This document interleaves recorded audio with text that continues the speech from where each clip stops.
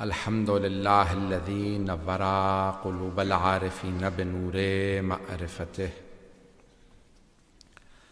واثبت فؤاد انبیائہ واولیائہ بقصص الانبیاء والمرسلین واکمل ایمان المسلمین والمؤمنین بولایت علی امیر المؤمنین علیہ السلام. اللهم صل على محمد وعلى محمد وعلى اوصیائہ لا سیما بقیۃ اللہ فی الارضین روحی وارواح العالمین لتراب مقدمہ الفدا واللعنۃ الدائمۃ علی اعدائہم اجمعین من الآن إلى قیام یوم الدین. اما بعد فقد قال اللہ الحکیم فی کتابہ الکریم بسم اللہ الرحمن الرحیم انا علینا للہدی وان لنا للآخرۃ والأولی. صدق اللہ العلی العظیم. صلوات.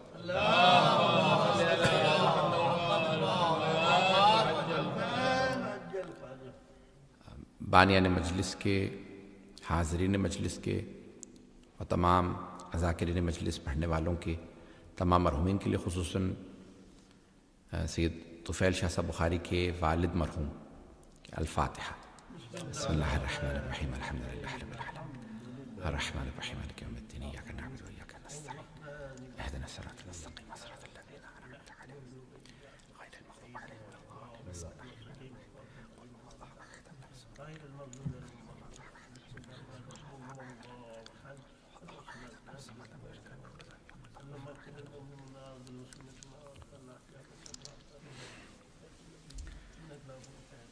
ایک صلوات کی زحمت فرمائیں.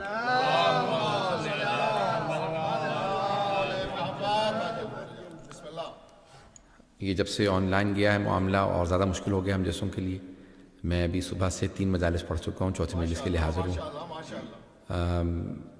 بعض اوقات کافی انسان کے لیے مشکل ہو جاتا ہے اور مجمع کے بغیر پڑھنا بہت مشکل ہے. جو مجلس کا اردو ہی میں ہے نا مجلس. عزیزان گرامی، اللہ سبحانہ و تعالیٰ فرماتا ہے قرآن کریم میں کہ انا علینا للہدی، بے شک کہ ہدایت ہم پہ لازم. جب لفظ علی آتا ہے تو اس کا لزوم پہ، اجرکم علی اللہ، آپ کا اجر اللہ پہ لازم ہے. توجہ ہے میرے ساتھ؟ میں تھوڑا آرام سے چلوں گا کیونکہ میں تھوڑا گلا اس وقت حالت. اور یہ تقریباً پورا آپ کو پتہ ہے رجب کا مہینہ تو اتنی زیادہ مناسبتیں ہیں، ولادت شہادتیں مسلسل. تو میں یقین مانیے کہ سال ثواب وغیرہ سب لوگ جو چاہتے ہیں وہ اسی مہینے میں ان کی سب مجالس وغیرہ کوشش کرتے ہیں. تو انا علینا للہدی، بے شک ہدایت ہم پہ لازم ہے. اب لازم کا ترجمہ میں خود لے کے آ رہا ہوں کہ یہ ہم پہ لازم ہے. وائلہ بہت سے لوگ کہتے ہیں ہدایت ہم پہ ہے، تو ہم پہ کیا ہے؟ لازم ہے، غیر لازم ہے، ضروری ہے، غیر ضروری ہے. توجہ ہے میرے ساتھ؟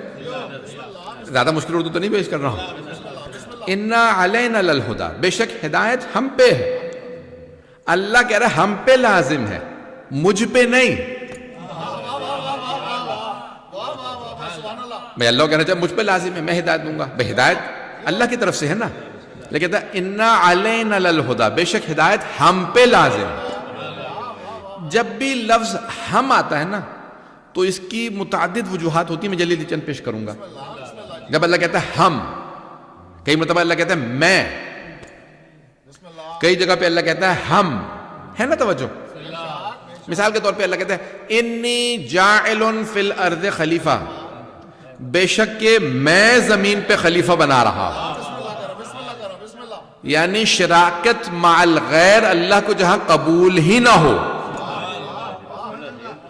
وہاں اللہ کہتا ہے صرف میں. وہ اب مسلمانوں میں 2 اسکول آف تھاٹ ہیں، سارے فرقے انہی کے ہیں. جتنے فرقے ہیں 73 وہ 2 ہی مکتب فکر ہیں، انہی کے ہیں. ایک مکتب ہے مکتب خلافت، دوسرا ہے مکتب امامت. یا کوئی کہے گا میں خلافت کا ماننے والا ہوں یا امامت کا ماننے والا ہوں. اب فرقے آگے جتنے بھی ہوں گے وہ یا خلافت میں ہوں گے یا امامت میں ہوں گے. ایک بات ہمارا سب سے بڑا امتیاز یہ ہے کہ سرور کائنات نے فرمایا تھا, صحیح بخاری میں بھی ہے, صحیح مسلم میں بھی ہے, جامع ترمذی میں بھی ہے, مسند احمد بن حنبل میں بھی ہے, شیعہ تمام کتابوں میں بھی ہے, قرآن میں بھی ہے. میرے بعد 12 وصی ہوں گے.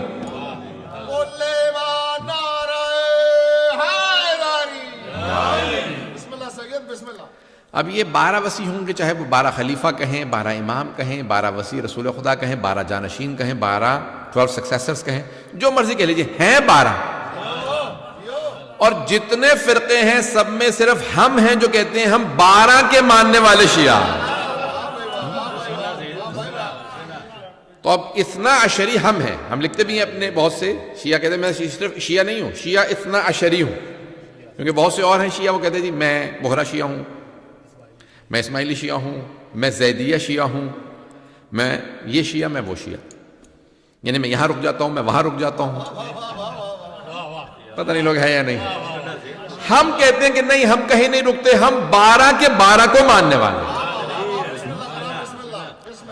تو اب یہاں پہ اللہ فرمایا, میرا سارے مسلمانوں سے سوال ہے کیونکہ اب یہ جا رہا ہے مجھے پتا ہے دنیا بھر میں, تو یہاں سے پیغام جا رہا ہے تو میں ہی پیش کرتا ہوں. دیکھیں قرآن, اچھا اللہ نے جب لفظ خلیفہ کہا تو انی جاعل فی الارض خلیفہ, اور جب کہا امام تو کہا انی جاعلک للناس اماما, پھر دوبارہ کہا میں امام بنا رہا ہوں.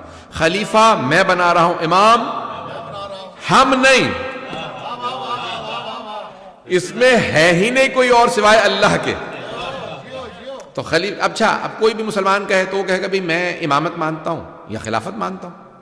اچھا یہ امامت قرآن والی امامت ہے یا اپنے پاس سے بنائی ہے؟ توجہ ہے, امامت اللہ والی ہے, قرآن والی ہے, یا اپنے پاس سے بنائی ہے؟ اور اگر کوئی کہے کہ نہیں میں تو خلافت مانتا ہوں, تو خلافت قرآن والی ہے یا اپنے پاس سے بنائی ہے؟ اگر تو امامت و خلافت والے دونوں کہیں کہ نہیں ہم نے قرآن والی امامت کو مانا ہے, ہم نے قرآن والی خلافت کو مانا ہے, تو قرآن نے تو صاف بتا دیا چاہے امام کا ہو چاہے خلیفہ, بنانا اللہ کا کام ہے.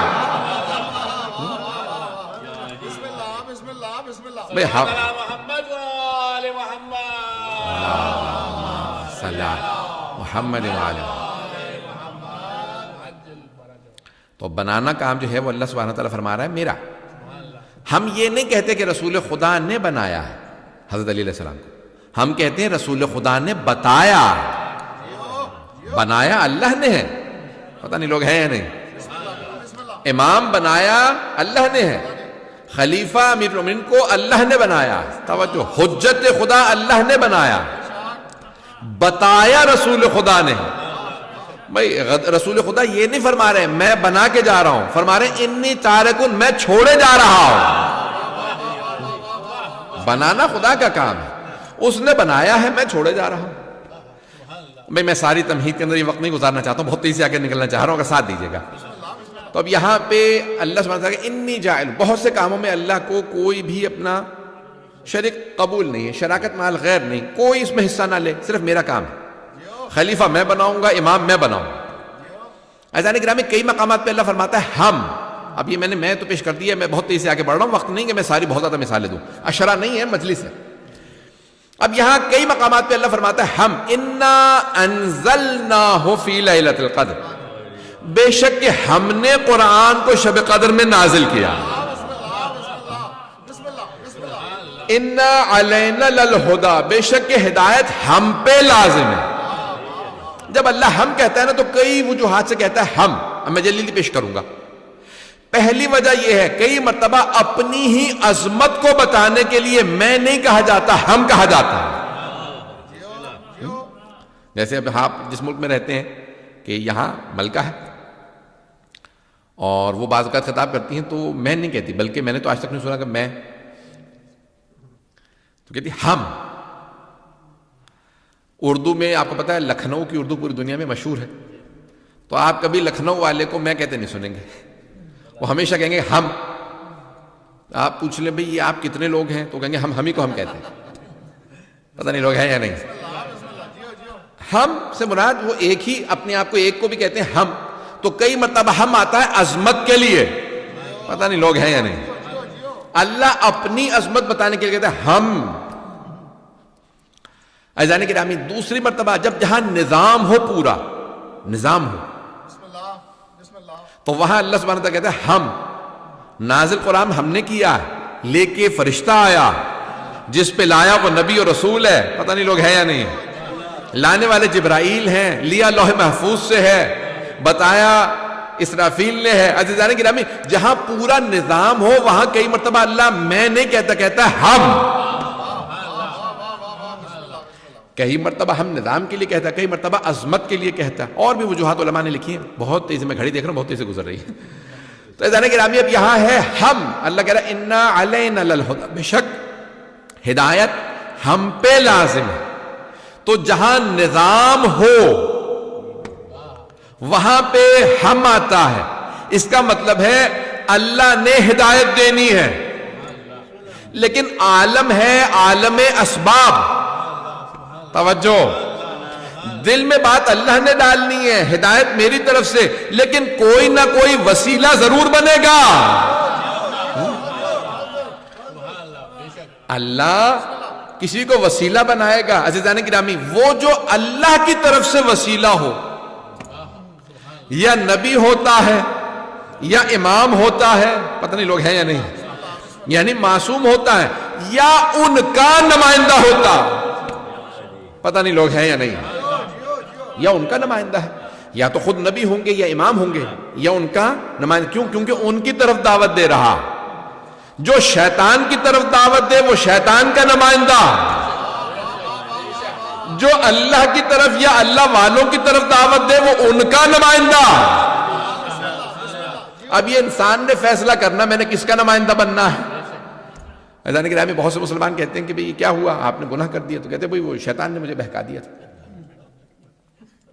شیطان کو دیکھا؟ نہیں دیکھا تو نہیں. توجہ ہو، شیطان کو دیکھا؟ پوچھے آپ کسی سے، نہیں دیکھا تو نہیں. اس نے بہکایا کیسے؟ کہ وہ یوسوس فی صدور الناس، قرآن میں ہے، وہ دلوں میں وسوسہ کر دیتا ہے. پتہ نہیں لوگ ہیں یا نہیں. شیطان دل میں وسوسہ کر کے گمراہ کر سکتا ہے، نہ نظر آتا ہے نہ دکھائی دیتا ہے، پتہ نہیں لوگ ہیں یا نہیں، نہ حواس میں آتا ہے، لیکن گمراہ کر سکتا ہے. جب شیطان گمراہ کر سکتا ہے تو پھر اللہ کا نمائندہ ہدایت کیوں نہیں کر سکتا؟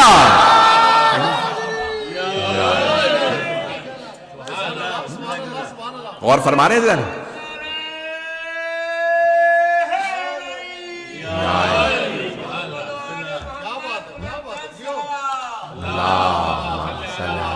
محمد وعلى محمد. توجہ فرما رہے ہیں ذرا کرام، انا علینا للہدی. جب شیطان گمراہ کر سکتا ہے، شیطانی طاقت نہ نظر آئے نہ دکھائی دے، کہاں ہے؟ جب نظر نہیں آتا بھئی وہ چھپا ہوا ہے. اسی چھپے ہوئے کو عربی میں کہتے ہیں غیب میں ہے. پتہ نہیں لوگ ہے یا نہیں ہے. جب غیب میں رہتے ہوئے شیطان گمراہ کر سکتا ہے تو اللہ کا نمائندہ غیب میں رہتے ہوئے ہدایت کیسے نہیں کر سکتا؟ نمائندہ پروردگار ہدایت کر سکتا ہے. عزیزان گرامی تو اب انا علینا للہدی، بے شک کہ ہدایت ہم پہ لازم ہے. وَإِنَّا لَنَا لَلْآخِرَةَ وَالْأُولَى، چاہے وہ یہ دنیا ہو چاہے آخرت ہو. پلٹ کے تمہیں ہمارے ہی پاس آنا ہے، دنیا کے نہ ہو جانا، ہمارے رہنا. بات پہنچ رہی ہے عزیزان گرامی؟ تو اللہ فرمایا اِنَّا عَلَيْنَا لَلْهُدَى وَإِنَّا لَنَا لَلْآخِرَةَ وَالْأُولَى. یہ جو دنیا ہے آخرت ہے، یہ دونوں ہمارے ہی لیے ہیں. دنیا بھی اللہ کی ہے، آخرت بھی اللہ کی ہے. تو انسان جو ہے کوشش کرے کہ جب وہ ہدایت بھیجے تو ہدایت کو تسلیم کر لے. میں پیش کرنا چاہ رہا ہوں کچھ. عزیزان گرامی اگر آپ دیکھیں تو شعبان معظم آنے والا ہے، اور بنا بر روایت 3 شعبان، بلکہ ایک ہی روایت ہے، مولا حسین علیہ السلام کی 3 شعبان کو ولادت ہے. 3 شعبان، لیکن بنا بر روایت، کیونکہ 2 روایات ہیں جناب عباس علیہ السلام کی ولادت کی، 2 ہیں، تو بنا بر روایت اور مستند روایت کے 4 شعبان کو مولا عباس کی ولادت ہے ذہنوں میں. تو اللہ نے دونوں کو ساتھ ساتھ رکھا پتہ نہیں لوگ ہے یا نہیں. ساتھ ساتھ رکھا کیوں؟ ایک ہے قمر بنی ہاشم. بھئی اسلام کے چاند کا نام جناب عباس ہے، سورج امام حسین. پتہ نہیں لوگ ہے یا نہیں ہے. بھئی ایک سورہ قرآن کا ہے سورہ شمس، والشمس وضحاها والقمر اذا تلاها. سورج اور اس کی کرنوں کی قسم اور چاند کی قسم جو سورج کے پیچھے پیچھے آتا. پتہ نہیں لوگ ہے یا نہیں ہے. جب پوچھا گیا معصوم سے شمس کی قسم ہے، سورج کی قسم، چاند کی قسم، تو کون؟ کہا اسلام کے شمس محمد، قمر ہے علی. کربلا کے سورج کا نام حسین ہے، چاند کا نام عباس. چلیے گا سارا مجمع اسی محبت کے ساتھ چلتا رہے گا میرے ساتھ. میں خاص مقام پہ لے جانے والا ہوں، شاید آپ کے لیے نیا نقطہ ہو. میں نے بڑی محنت کی ہے، ایک کوشش ہے شاید پہنچا پاؤں. جانے گرامی میں بڑی کوشش کر رہا ہوں کہ یہ دیکھیں ساتھ ساتھ جو شخصیات ہوتی ہیں نا، ابھی 13 رجب گزری ہے تو جناب سرور کائنات نے فرمایا تھا انا وعلی من نور واحد، میں اور علی ایک ہی نور سے ہیں. من نور واحد، میں اور علی ایک ہی نور کے دو ٹکڑے ہیں. تو جوش ملی آبادی نے اس مقام کے لیے کہا تھا جیسے ہی نصف نور ملا نصف نور سے. بھئی جناب مادر امیر المومنین جو ہیں وہ تشریف لائیں اور ایک مرتبہ آغوش میں دیا جناب رسالت مآب کی. یہ رسول خدا نے فرمایا تھا نا امی بعد امی، میری ماں کے بعد یہ میری ماں ہے. انہوں نے مجھے پالا ہے، یہ میری ماں کے بعد یہ میری ماں ہے. توجہ یہ نہیں ہے؟ امی بعد امی، یہ میری ماں کے بعد میری ماں ہے، انہوں نے مجھے پالا ہے. تو جناب فاطمہ بنت اسد نے جناب ابو طالب کی آغوش میں نہیں دیا.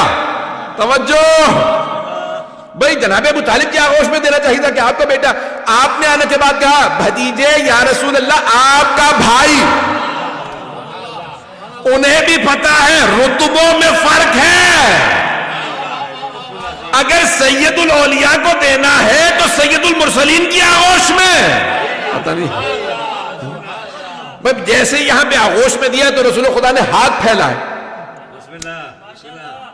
نہیں یہ مجمع میرے ساتھ.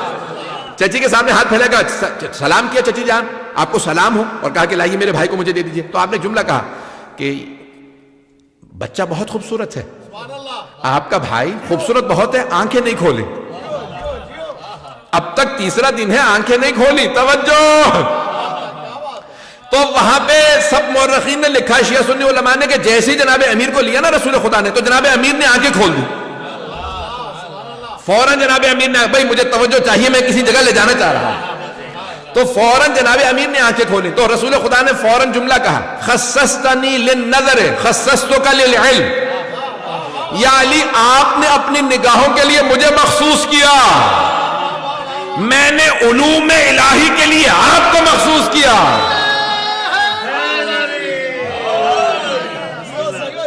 میں مدینۃ العلم ہوں تو آپ باب مدینۃ العلم ہیں. یا علی دنیا میں جو علم چاہے گا وہ آپ کے پاس آئے گا.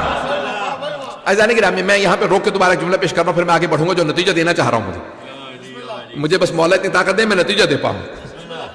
عزیزان گرامی یہاں پہ روک کے جملہ پیش کر دوں کہ سرور کائنات آگے بڑھے گا، لائیے میرے بھائی کو دے دیجئے. آپ نے کبھی غور کیا ہے 4 کتابیں اللہ نے نازل کی، 100 صحیفے. کتنے؟ 100 صحیفے ہیں.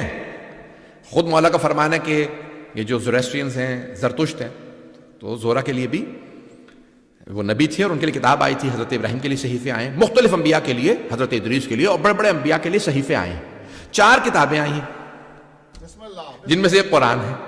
توجہ ہو، 100 صحیفے 4 کتابیں. اللہ نے جتنے انبیاء کو صحیفے دیے، کتابیں دی، سب کو کہا آؤ آ کے کتاب لے جاؤ.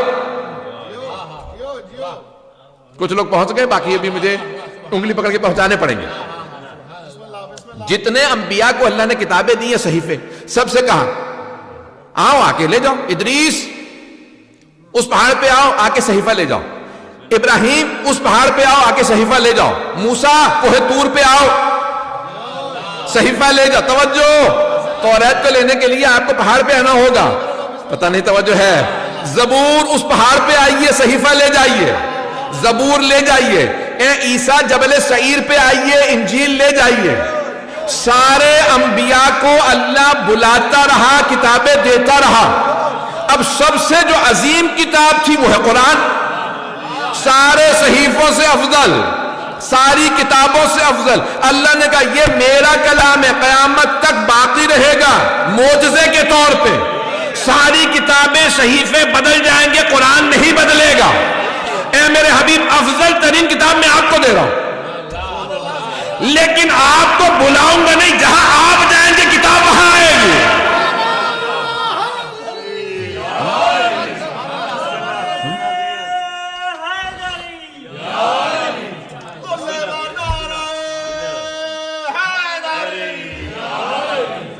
میری تھوڑی سی محنت ہے۔ عزیزان گرامی، اللہ سبحانہ وتعالیٰ فرما رہا ہے میرے حبیب جہاں آپ جائیں گے کتاب وہاں آئے گی۔ آپ غار ہرا میں جائیں گے میں کتاب وہاں بھیج دوں گا، آپ ابو طالب کے گھر چلے جائیں گے کتاب وہاں آ جائے گی، آپ خدیجہ کے گھر جائیں گے کتاب وہاں آئے گی، آپ مسجد الحرام میں جائیں گے میں قرآن وہاں بھیجوں گا، آپ عرش پہ جائیں گے کتاب وہاں آ جائے گی، آپ ہجرت کریں گے راستے میں ہوں گے کتاب وہاں آئے گی، مدینے پہنچیں گے صحابی کے گھر ہوں گے کتاب وہاں، فاطمہ کے گھر جائیں گے کتاب وہاں، چادر تلے ہوں گے کتاب وہاں، آپ کے کاندھوں پہ حسنین ہوں گے کتاب وہاں، ہاتھوں پہ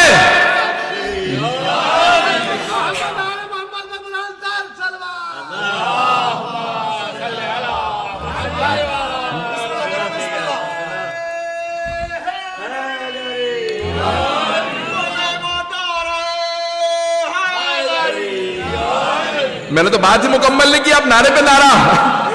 عزیزان گرامی، اللہ فرما رہا ہے میرے حبیب جہاں جائیں گے آپ علی کو ہاتھوں پہ اٹھائیں گے، قرآن وہاں، غدیر میں جائیں گے قرآن وہاں، مسجد نبوی میں ہوں گے قرآن وہاں، میدان جنگ میں جائیں گے، چاہے بدر ہو، احد ہو، خیبر ہو، خندق ہو، حنین، آپ جاتے رہیے کتاب آتی رہے گی، آپ کو نہیں بلاؤں گا، افضل ترین کتاب آپ کے لیے، لیکن آپ کو نہیں بلاؤں گا، جہاں آپ جائیں گے کتاب وہاں آئے گی۔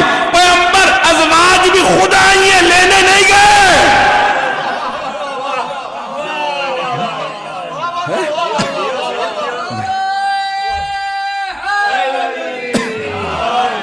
ایسا ہی ہے یا نہیں ہے؟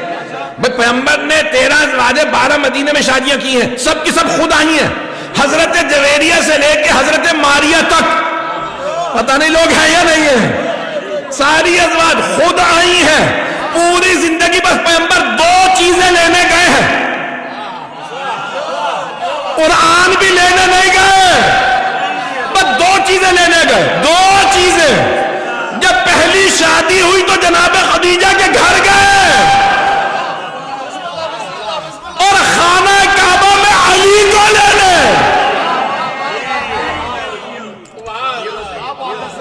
ہے توجہ؟ عزیزان گرامی، یہ ہیں جناب امین۔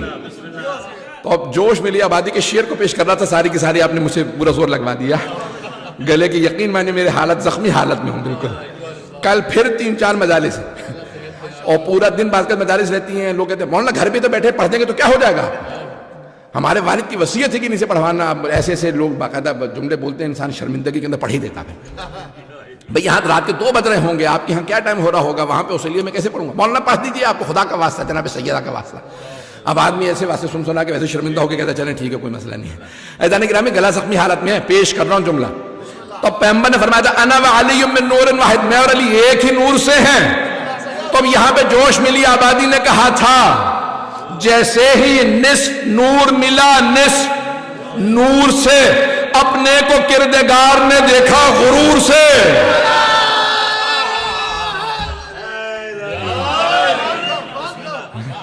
اپنے کو کردگار نے دیکھا غرور سے۔ ارے یہ جو 2 ساتھ میں ہیں انہیں میں نے بنایا، پتہ نہیں لوگ ہیں یا نہیں، جن پہ خالق ناز کرے وہ محمد و علی ہیں۔ اب بات پہنچ رہی ہے عزیزان گرامی؟ اب یہ شمس و قمر کا میں پیش کر رہا تھا کہ اسلام کے شمس رسول خدا قمر علی مرتضی، کربلا کی شمس حسین ابن علی، قمر ہیں عباس ابن علی، تو اللہ نے ساتھ ساتھ رکھا۔ توجہ، ساتھ ساتھ رکھا. جملہ کیوں لے کے آیا ہوں؟ یہ ساری تمہید کیوں میں نے 20-25 منٹ کی باندھی؟ یہ ساری زحمت اس ایک جملے کے لیے. گلا اگر ساتھ دے. 13 رجب کو مولا کی ولادت ہے، 15 کو بی بی کی شہادت. تو یہاں رجب میں اللہ نے کہا دیکھو ساری دنیا کہے گی زینب زینو اب. پتہ نہیں لوگ ہیں یا نہیں ہیں. اپنے باپ کی زینت میں نے پاس رکھا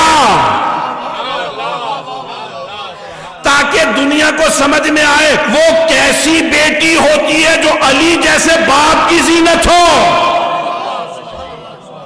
نہیں پہنچا سکا. اب مجھے سارے مجمع کی توجہ چاہیے، بات پہنچا رہا ہوں جس جملے کے لیے میں نے زحمت دی ہے. عزیزان گرامی، جناب امیر کے لہجے میں بس 2 ہی ہستیوں نے کلام کیا ہے. جب معراج پہ پیغمبر گئے تو ایک مرتبہ صحابہ نے پوچھا کہ اللہ نے کلام کیا؟ کہا ہاں. فتدلّ فکان قاب قوسین او ادنیٰ. ایک ایسا مقام آیا جہاں پہ جبرائیل بھی رک گئے، سب اس سے آگے کچھ نہیں تھا، سدرۃ المنتہا. تو صحابہ نے کہا یا رسول اللہ، اللہ نے آپ سے کلام کیا؟ کہا ہاں. کہا کیسے؟ کہا میں نے بھی پوچھا جب اللہ نے کلام کیا. انت کلمنی ام علی؟ پروردگارہ تو مجھ سے کلام کر رہا ہے یا علی؟ نہیں ہے مجمع. یہ فیض کاشانی نے لکھا تفسیر. ایک مرتبہ جناب سرور کائنات فرماتے ہیں میں نے سوال کیا انت کلمنی ام علی؟ کیا تو مجھ سے ہم کلام ہے یا علی؟ تو اللہ نے کہا انا کلمتک، میں ہم کلام ہوں، میں خود کلام کر رہا ہوں. کہ پروردگارہ یہ علی کا لہجہ کیوں؟ یہ علی کے لہجے میں کیوں؟ کہ حبیب میں دلوں کے بھید جانتا ہوں. جب تنہائی تھی تو آپ کے دل میں اضطراب تھا. یہاں کوئی نہیں نہ سوائے تیرے پروردگارہ، نہ سوائے میرے.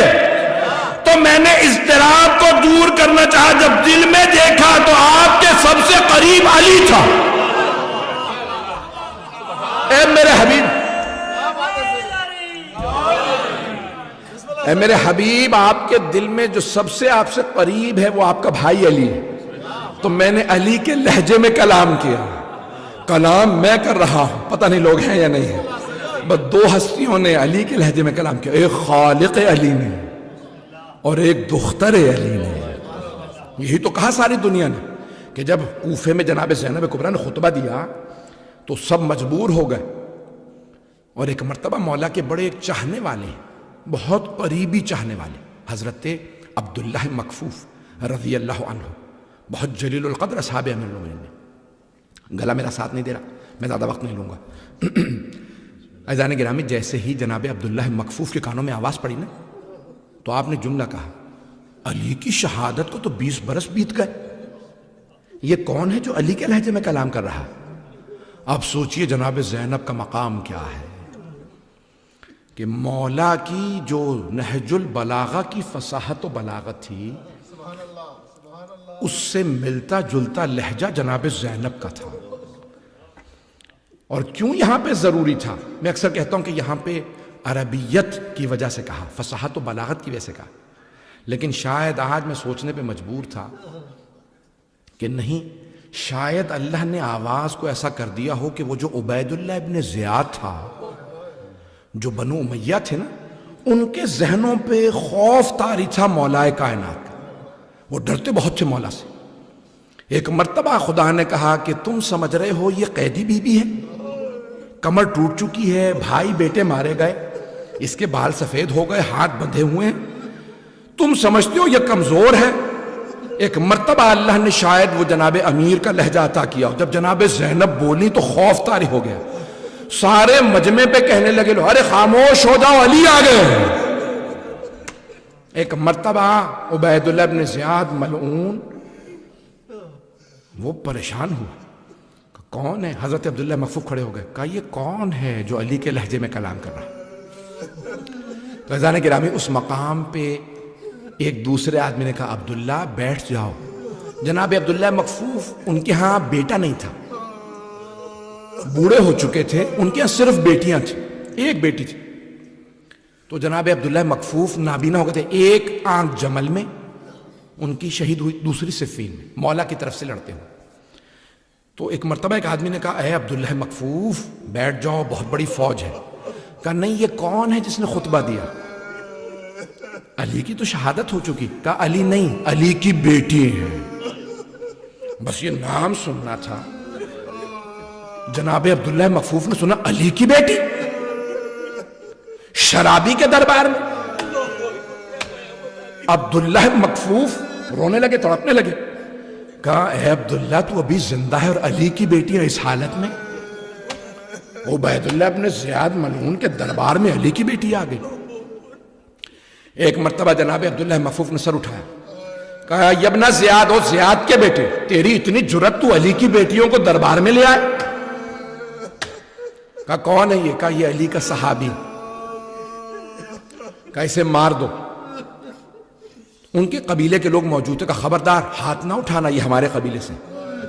کہا ٹھیک ہے، انہیں گھر جانے دو. اشارہ کیا کہ جیسے گھر پہنچے فوراً مار دو، شہید کر دو. جناب عبداللہ مکفوف گھر چلے گئے. جیسے گھر پہنچے ان کی بیٹی نے پوچھا بیٹا بابا کیا بات ہے؟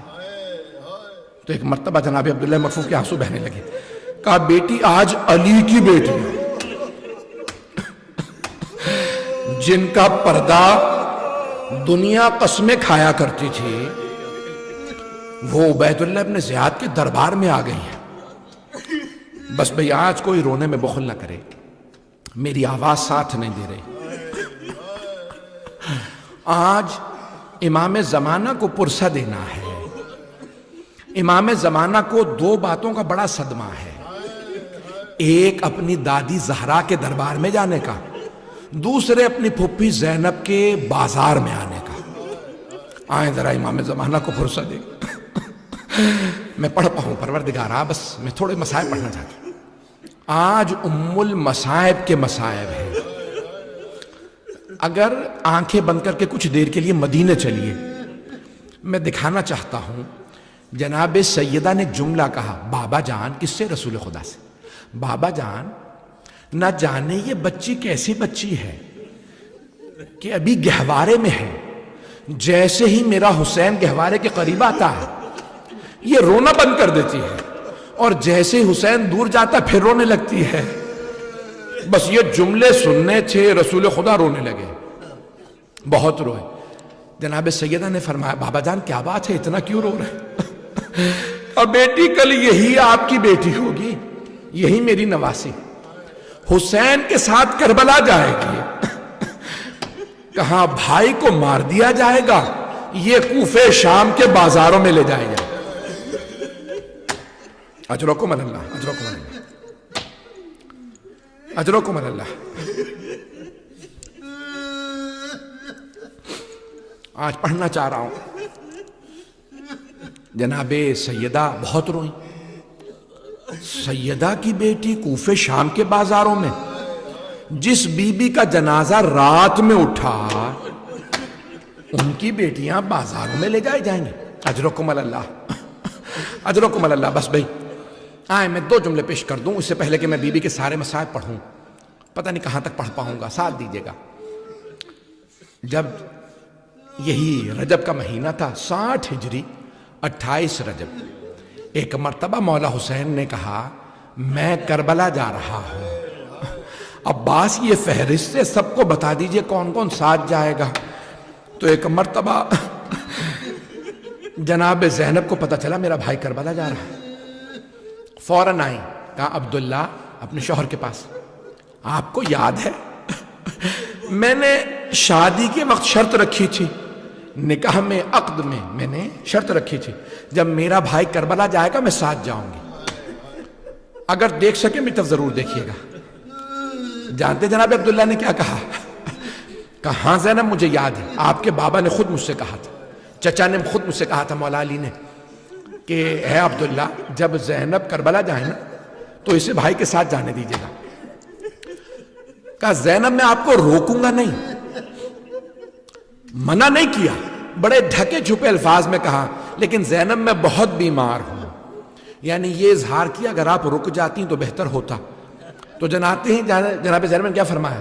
کہا عبداللہ اگر آپ منع کر دیں گے نا تو میں جاؤں گی نہیں.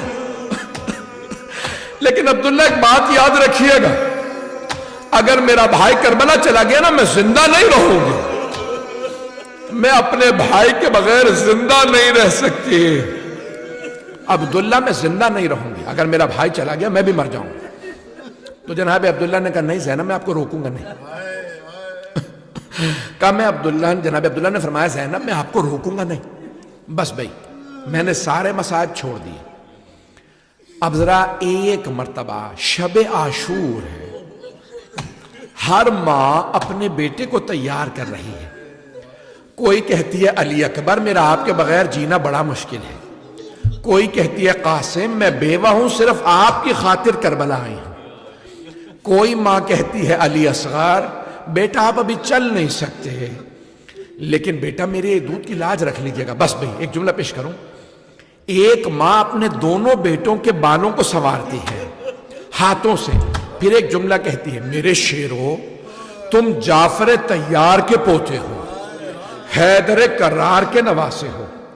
میرے شیرو مجھے پتا ہے کل جب آپ جنگ کریں گے نا تو اپنے بڑوں کی شجاعت کا نمونہ پیش کریں گے.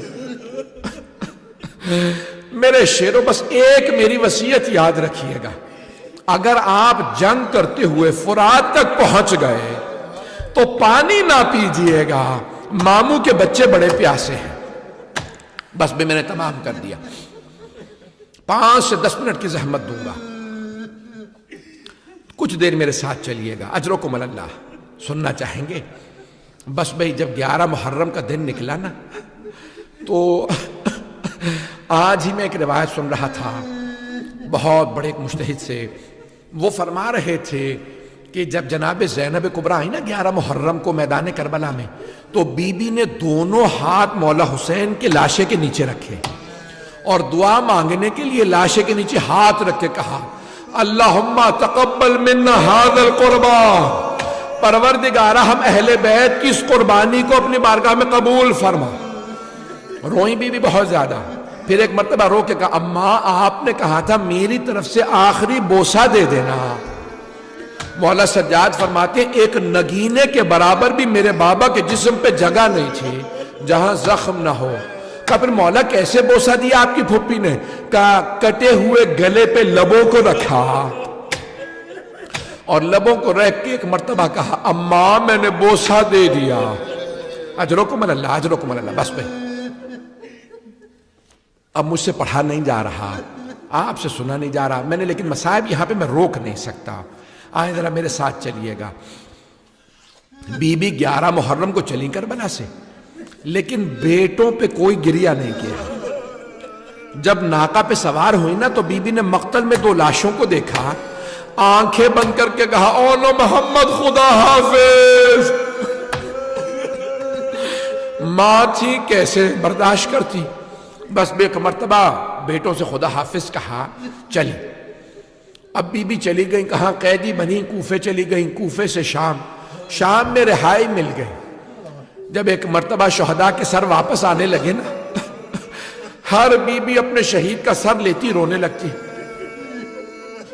اتنے میں 2 سر آئے, سب بیبیوں نے جناب زینب کو دیکھا, بی بی نے سروں کو دیکھا, آنکھیں بند کر لی.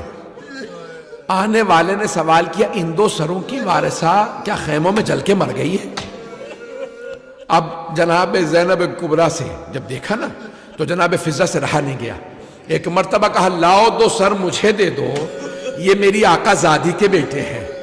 رو کے کہا بی بی بیٹوں سے وداع تو کر لیں. جناب زینب نے فرمایا فضہ اما فضہ میں علی کی بیٹی ہوں, صدقہ دے کے واپس نہیں لیتی, میں نے بھائی کا صدقہ دے دیا. اجرکم اللہ. جناب فضہ آگے بڑھی کہا لاؤ یہ 2 سر مجھے دے دو. بہت روئی, ہر بی بی رو رہی ہے. اجرکم اللہ, اجرکم اللہ. بس بھی میں تمام کر دیتا, لیکن یہاں پہ مصائب تمام نہیں ہوتے. بی بی چہلم پہ کربلا آ گئی, ہر قبر پہ گئی, نہیں گئی تو بیٹوں کی قبروں پہ نہیں گئی. 3 دن کربلا رہی. تیسرے دن جب کربلا سے چلی نا 3 دن کے بعد, تو ایک مرتبہ دوبارہ بی بی نے آنکھیں بند کر کے کہا اونو محمد الوداع, میرے شیرو ماں مدینے واپس جا رہی ہے. آئیں بی بی، کہاں آئیں؟ یہاں پہ ایک بہت بزرگ عالم دین مرحوم ہو چکے ہیں، ان کا جملہ پیش کر دوں۔ بس بھائی، مرحوم فرماتے تھے کہ مولا سجاد سے کسی نے پوچھا، مولا آپ کے بابا کا سر نیزے پہ بلند تھا، مولا آپ کبھی بابا کے سر کو دیکھتے تھے؟ کہا کہ جب بھی میں بابا کا سر دیکھتا تھا تو میں اپنے بابا کی نگاہوں کو دیکھتا تھا، 3 حالتوں میں ہوتی تھی، یا میری پھپھی کو دیکھ رہی ہوتی تھی، یا میری چھوٹی سی بہن کو۔ پھر مولا رونے لگے، کہا مولا تیسری حالت کیا ہوتی تھی؟ کہا اگر یا میری پھپھی کو نہیں دیکھ رہے ہوتے تھے، میری بہن کو نہیں، کہا پھر کہاں ہوتی تھی بابا کی نگاہ؟ کہا میرے بھائی علی اکبر کی طرف، اس نیزے کو دیکھتی تھی جہاں میرے بھائی علی اکبر کا سر تھا۔ اجرکم اللہ۔ بس میں تمام کر دیا، 2 سے 4 منٹ کی زحمت، اب اسے پڑھانے جا رہا۔ اجرکم اللہ۔ جب مدینے واپس آ گئی نا بی بی، تو کہا سید سجاد میں پہلے نانا کے روضے پہ جاؤں گی، نانا کے روضے پہ جاؤں گی، میں گھر نہیں جاؤں گی۔ آئیں، مولا سجاد نے کہا بشیر پہلے اعلان کر دو، قتل الحسین بکربلا۔ بشیر نے اعلان کیا، الا یا اہل یثرب لا مقام لکم بہا قتل الحسین بکربلا۔ سارے مدینے والے روضہ رسول پہ جمع ہو گئے۔ بس بھئی علم برآمد ہونا، 2 جملے سن لیجئے گا۔ ایک مرتبہ جناب سارے مدینے والے روضہ رسول پہ جمع ہو گئے۔ جب بیویاں آئی نا تو مولا سجاد نے اپنے پھپھی کو آگے کر دیا، پھپھی اماں پہلے آپ روضہ رسول پہ جائیے، اپنے نانا کے روضے پہ آپ جائیے۔ بی بی نے دونوں ہاتھ دروازے پہ رکھے اور ایک مرتبہ رو کے جملہ کہا، یا جدہ انی نائیت الیک بولدک الحسین، نانا میں آپ کے نواسے حسین کی سنانی لائی ہوں۔ نانا میں 70 قدم کے فاصلے پہ کھڑی تھی جب شمر حسین کے سینے پہ سوار ہوا، جب ریش مبارک میں ہاتھ ڈالا، جب اس نے خنجر چلایا، میں نے رو کے کہا یہ تمہارے نبی کا نواسا ہے، مت مارو۔ نانا کسی نے میری ایک نہ سنی۔ اجرکم اللہ۔ آخری جملے سن لیجئے بس بھئی۔ جانتے ہیں جب بی بی مصائب پڑھ رہی تھی، سارے مدینے والے بلند آواز سے گریہ کر رہے تھے۔ جب سب روتے روتے تھک گئے، خاموش ہو گئے، تو جناب زینب نے ایک جملہ کہا، کہا نانا اگر نامحرموں کا مجمع نہ ہوتا، میں کلائیوں سے چادر ہٹاتی، میں بازوؤں کے نشان دکھاتی، میں بتاتی میری پشت پہ آپ کی امت نے کتنے تازیانے مارے، میرے بدن پہ کتنے نیلے۔ اجرکم اللہ، اجرکم اللہ۔ میں نے تمام کر دیا۔ جناب سید سجاد نے کہا پھوپھی اماں بس کیجئے، گھر چلی۔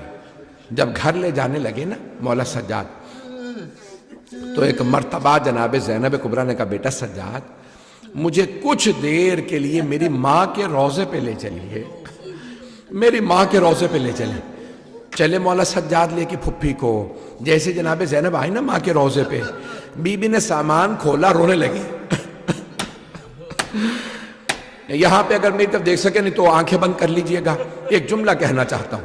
آپ جانتے ہیں ایک خاتون جب اپنے بھائیوں سے ملتی ہے نا، اپنے مصائب چھپا لیتی ہے، بیٹوں سے ملتی ہے مصائب چھپا لیتی ہے، شوہر سے ملتی ہے مصائب چھپا لیتی ہے، باپ سے ملتی ہے مصائب چھپا لیتی ہے، لیکن جب ماں سے ملتی ہے اپنے مصائب نہیں چھپا سکتی۔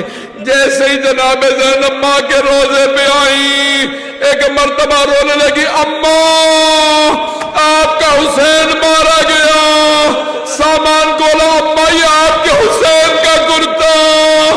ایک مرتبہ قبر پہ زلزلہ سا آنے لگا کہ اماں برداشت نہیں ہوا، اماں آپ نے کرتا دیکھا، میں نے لاشا پامال ہوتے۔ ایک مرتبہ بس میں نے تمام کر دیا، مجھ سے پڑھا بالکل بھی نہیں جا رہا۔ جیسے ہی مولا سجاد نے کہا پھوپھی اماں گھر چلیں، گھر آ گئیں، ہر بی بی سے پرسہ لیا، بس ایک جملہ کہا صرف مجھے میرے بھائی حسین کا پرسہ دینا، کوئی مجھے میرے بیٹوں کا پرسہ نہ دے۔ بی بی روتی نہیں. ایک دن آیا جناب عبداللہ ابن جعفر طیار نے بلا بھیجا, کہا سید سجاد پھپھی سے کہیں گھر واپس آ جائے, پھپھی سے کہیں گھر واپس آ جائے. وہ جناب زینب جو کربلا میں بیٹوں پہ نہیں روئی, شام میں سر آئے نہیں روئی, دوبارہ چہلم پہ کربلا گئی, ہر قبر پہ گئی, بیٹوں کی قبروں پہ نہیں گئی, نانا کے روزے پہ گئی, بھائی کے مصائب پڑھے, بیٹوں کے مصائب نہیں پڑھے, ماں کی قبر پہ گئی, بیٹوں کا تذکرہ نہیں کیا, بھائی کے گھر آئی, سب سے پرسہ لیا, بیٹوں کا پرسہ نہیں لیا. لیکن آخر ماں تھی, کب تک برداشت کرتی.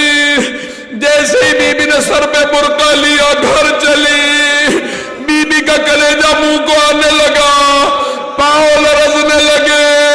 جیسے ہی گھر آئی دو جان نمازیں بچھی دیکھی, جان نمازیں اٹھا کے سینے سے لگائی اور رو کے کہنے لگی, او محمد میرا اس گھر میں دل نہیں لگتا, مجھے کوئی لے جائے, میں جینا نہیں چاہتی, مجھے بیٹے یاد آتے.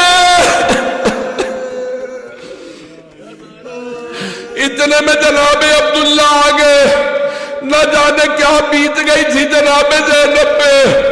جناب عبداللہ پہچان نہیں سکے, جناب زینب سے کہنے لگے, بی بی آپ ہمارے گھر میں کیوں آئی ہیں, تشریف لے جائیے, میری زوجہ گھر نہیں ہے.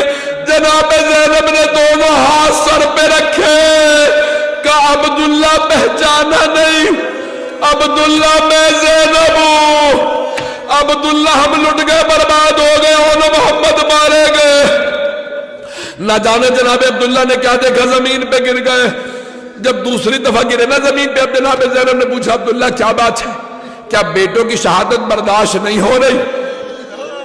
جناب عبداللہ کھڑے ہو گئے, ایک مرتبہ کہنے لگے, زینب وہ دونوں حسین پہ قربان, میں ہوتا میں بھی قربان ہو جاتا.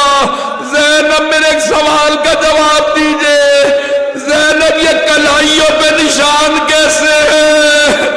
جناب زینب نے رو کے کہا, عبداللہ ہاتھوں میں رسیاں, شرابی کا دربار, کوفہ و شام کے بازار, باغیوں کے نعرے, ہاتھوں میں پتھر, علی کی بیٹیاں,